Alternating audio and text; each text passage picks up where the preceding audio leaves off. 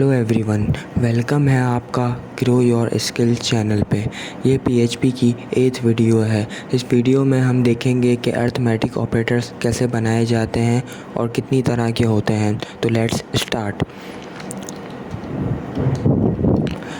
पहले तो ऑपरेटर में फर्स्ट आता है प्लस का साइन, इसको कहते हैं एडिशन। इसके बाद आता है माइनस का साइन, इसको हम कहते हैं सब्ट्रैक्शन। इसके बाद आता है मल्टीप्लाई का साइन, इसको कहते हैं मल्टीप्लिकेशन। उसके बाद जो ऑपरेटर आता है स्लैश, इसको हम कहते हैं डिवीजन। इसके बाद जो ये साइन होती है ये होती है मॉड्यूलस या रिमाइंडर, इसको मैं आगे डिटेल में समझाता हूँ। फिर इसके बाद जो होती है 2 दफ़ा प्लस प्लस, इसको कहा जाता है इंक्रीमेंट ऑपरेटर।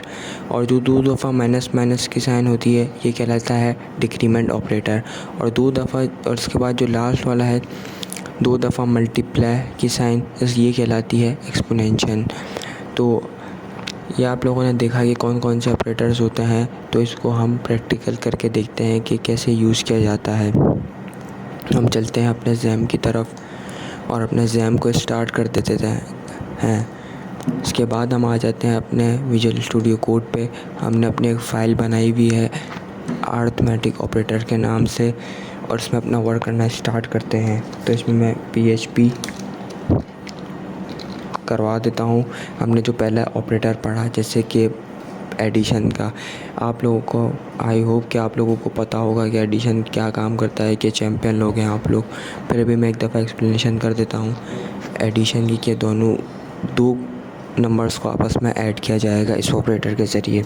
तो पहले मैं एक वेरिएबल बना देता हूँ $A के नाम से, उसमें मैं वैल्यू स्टोर करवा देता हूँ 15। इसके बाद मैं एक वेरिएबल बना देता हूँ B के नाम से, इसमें एक वैल्यू स्टोर करवा देता हूँ 3। और इसको मैं एक C के वेरिएबल में स्टोर करवा देता हूँ कि दोनों को मुझे ऐड करवाना है। तो $A प्लस का ऑपरेटर, जैसा कि मैंने आपको कहा प्लस कर रहे हैं हम। इसके बाद $B ऑपरेटर, इसको फिर मैं कॉल करवा देता हूँ इको में $C वेरिएबल। क्यों कॉल करवा रहा हूँ? क्योंकि मैंने दोनों की कैलकुलेशन C ऑपरेटर में करी हुई है, तो मैं इसको C कर देता हूँ और मैं इसको अपने ब्राउज़र पे देख लेता हूँ। मैं अपने ब्राउज़र पे आ गया, मैंने यहाँ पे लोकल होस्ट लिख दिया, मेरे फ़ोल्डर का नाम है PHP कोर्स, और यहाँ मैं लिख देता हूँ मेरे फाइल का नाम art.operator। तो ये देखें, इसने 18 नंबर जनरेट कर दिया। तो इसका मतलब है ये एडिशन करना, हमने ऐसा प्रोग्राम बना लिया जिसमें हम एडिशन करवा सकते हैं किसी भी 2 या मल्टीपल्स नंबर को।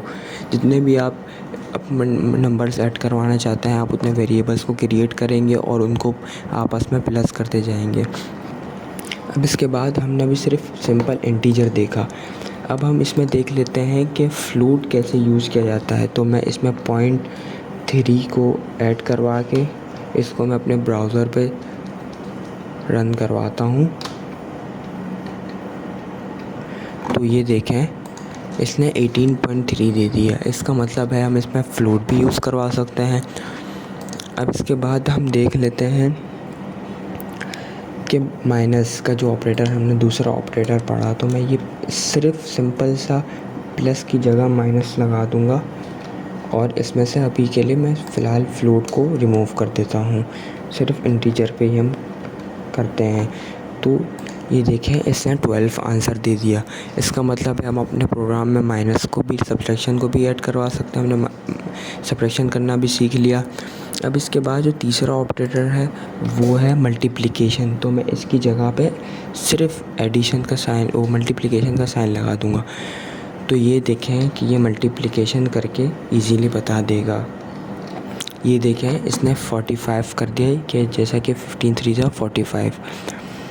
अब हम आते हैं अपने नेक्स्ट ऑपरेटर की तरफ, जिसको कहते हैं डिवीज़न।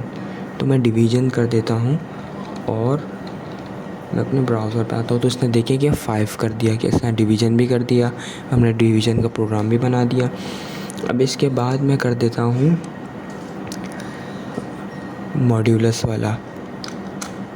अब देख लें कि जो मॉड्यूलस का साइन जो होता है वो बेसिकली ये काम करता है कि जो दोनों का रिमाइंडर बचेगा ये उसको जनरेट कर देगा, उसको ये बता देगा कि ये आपका रिमाइंडर बचा है। डिवाइड करके जो रिमाइंडर बचता है, आई होप आप लोगों ने मैथ्स में पढ़ा होगा, तो मेरे को समझाने की इतनी ज़रूरत नहीं है और आपका हो जाएगा प्रोग्राम।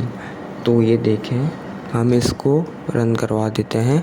ये देखें इसने ज़ीरो जनरेट कर दिया क्योंकि 3 और 5 मल्टीप्लाई हो गया, आपस में 0 रिमाइंडर बचा। अब इसके बाद जो हम देख लेते हैं वो हमारे पास आता है एक्सपोनेंशन। एक्सपोनेंट का मतलब क्या होता है कि समझ लें हमारे पास एक ही वेरिएबल में 15 वैल्यू स्टोर है, तो हम 15 को 3 दफ़ा मल्टीप्लाई करेंगे, मतलब कि b में वैल्यू हमारे पास 3, तो अगर 2 होती तो हम 15 को 2 मल्टीप्लाई करवाते। तो अभी 3 है तो ये 2 मरतबा एक्सपोनेंट लगेगा, तो ये मतलब 15 को 3 मल्टीप्लाई कर देगा। एक्सपोनेंट तो आप लोगों को पता होगा, बेसिक सी बात है। ये देखें इसने 15 को 3 दफ़ा कैलकुलेट करके मुझे ये 3375 जनरेट कर दिया आंसर। अब इसके बाद हमने जो अपना एक ऑपरेटर पढ़ा इंक्रीमेंट प्लस प्लस, ये हम पहले भी डिटेल्स में देख चुके हैं, पर मैं आपका इंक्रीमेंट बताता हूँ। ये देखें 2 दफ़ा प्लस की साइन लगा दी मैंने। ये फ़िलहाल ऐसे नहीं होगा, इसमें हम आके एक वेरिएबल के अंदर इंक्रीमेंट करवा देंगे प्लस प्लस को, और यहाँ से सिंपली मैं ए को कॉल करवा दूँगा। तो अभी आप देखें कि मेरे पास ए के अंदर 15 वैल्यू स्टोर है। तो इंक्रीमेंट का मतलब बेसिकली मतलब ये होता है कि एक वैल्यू को वो इंक्रीज़ करवा देगा। इंक्रीमेंट का मतलब होता है वैल्यू को इंक्रीज़ करवाना, वो एक दफ़ा इंक्रीमेंट करवा देगा। तो ये 15 है, तो आप ब्राउज़र पे देखिएगा ये 16 वैल्यू को जनरेट कर देगा। ये देखें इसने 16 करवा दी। इसका जो दूसरा तरीका होता है, इसमें ये होता है कि पहले हमने देखे $a को कॉल किया, फिर इसके बाद इंक्रीमेंट की साइन लगाई है। तो इसका मतलब क्या है कि ये पहले $a को लेगा, फिर इसके बाद इंक्रीमेंट करवाएगा। इसका जो दूसरा तरीका होता है वो ये सिंपल होता है कि इसमें पहले हम इंक्रीमेंट की साइन लगा देते हैं और इसके बाद हम $a को कॉल करवा देते हैं। तो इसका मतलब क्या हुआ कि पहले ये इंक्रीमेंट करेगा, फिर इसके बाद ये वैल्यू को कॉल करवाएगा। तो ये बेसिकली सिंपल सी लॉजिक है, इसमें कोई हार्ड एंड फास्ट रूल नहीं है। ये देखें आंसर एज इट इज़ रहा। ये समझाने के लिए मैंने आपको 2 तरीके बताए हैं। अब जो लास्ट हमारा ऑपरेटर रह गया डिक्रीमेंट का, वो हम यूज़ कर लेते हैं। तो मैं सिंपल वाला जो तरीका है उससे करवा देता हूँ। इसमें मैं माइनस माइनस करवा देता हूँ। अब डिक्रीमेंट का मतलब क्या है, ये इंक्रीमेंट का अपोजिट है डिक्रीमेंट। इसमें एक वैल्यू निगलेक्ट हो जाएगी, माइनस हो जाएगी, रिमूव हो जाएगी।